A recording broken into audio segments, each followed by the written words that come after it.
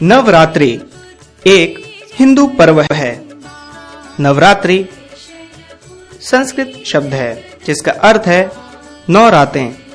यह पर्व साल में 4 बार आता है। चैत्र, आषाढ़, अश्विन और पौष प्रतिपदा से नवमी तक मनाया जाता है। नवरात्रि के 9 रातों में 3 देवियों महाकाली, महालक्ष्मी और महासरस्वती और दुर्गा के 9 स्वरूपों की पूजा होती है जिन्हें नवदुर्गा कहते हैं।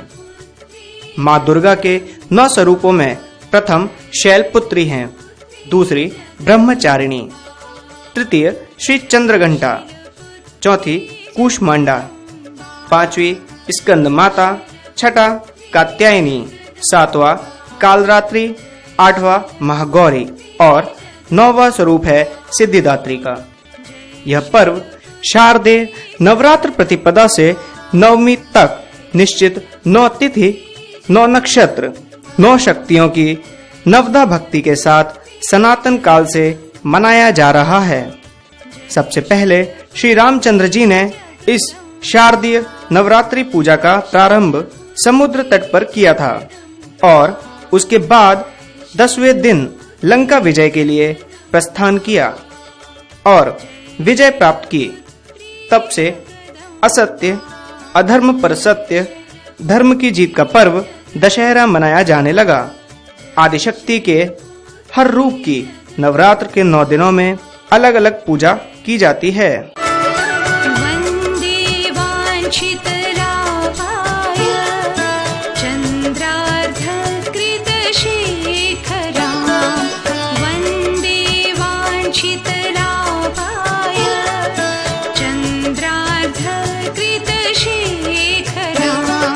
नवरात्र के पहले दिन माँ शैलपुत्री की पूजा होती है। आइए हम इसके बारे में आपको बताते हैं।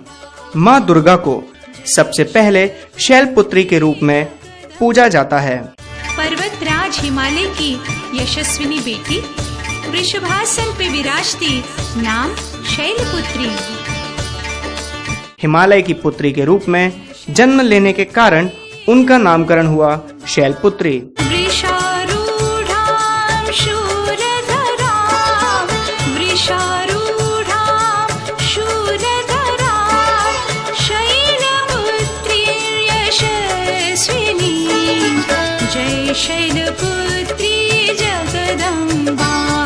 इनका वाहन वृषभ है, इसलिए यह देवी वृषारूढ़ा के नाम से भी जानी जाती हैं।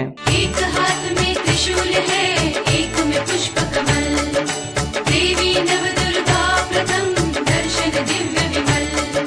शैलपुत्री देवी का शिव से हुआ तब्याह, नवरात्रि के प्रथम दिन पूजो पूर्ण हो जाए। इस देवी ने दाएं हाथ में त्रिशूल धारण कर रखा है और बाएं हाथ में कमल सुशोभित है। यही देवी प्रथम दुर्गा है। यही सती के नाम से भी जानी जाती हैं। नवरात्रि में 9 रूपों की पूजा उपासना बहुत ही विधि विधान से की जाती है। इन रूपों के पीछे तात्विक अवधारणाओं का परिज्ञान धार्मिक, सांस्कृतिक और सामाजिक विकास के लिए बहुत जरूरी है। माँ शैलपुत्री की एक रोचक कथा है। एक बार जब प्रजापति ने यज्ञ किया तो सारे देवताओं को निमंत्रित किया, भगवान शंकर को निमंत्रण नहीं दिया। सती यज्ञ में जाने के लिए विकल हो उठी। शंकर जी ने कहा कि सारे देवताओं को निमंत्रित किया गया है, उन्हें नहीं, ऐसे में वहां जाना उचित नहीं है। सती का प्रबल आग्रह देखकर शंकर जी ने उन्हें यज्ञ में जाने की अनुमति दे दी। सती जब घर पहुंची तो सिर्फ माँ ने ही उन्हें स्नेह दिया। बहनों की बातों में व्यंग और उपहास के भाव थे। भगवान शंकर के प्रति भी तिरस्कार का भाव था। दक्ष ने भी उनके प्रति अपमानजनक बात कही। इससे सती को दुख पहुंचा। वे अपने पति का यह अपमान सहन न कर सकी और यज्ञ कुंड के द्वारा अपने को जलाकर भस्म कर लिया। इस दारुण दुख से व्यथित होकर शंकर भगवान ने उस यज्ञ का विध्वंस कर दिया। यही सती अगले जन्म शैलराज हिमालय की पुत्री रूप में जन्मी और शैलपुत्री कहलाएं। इनका महत्व और शक्ति अनंत है।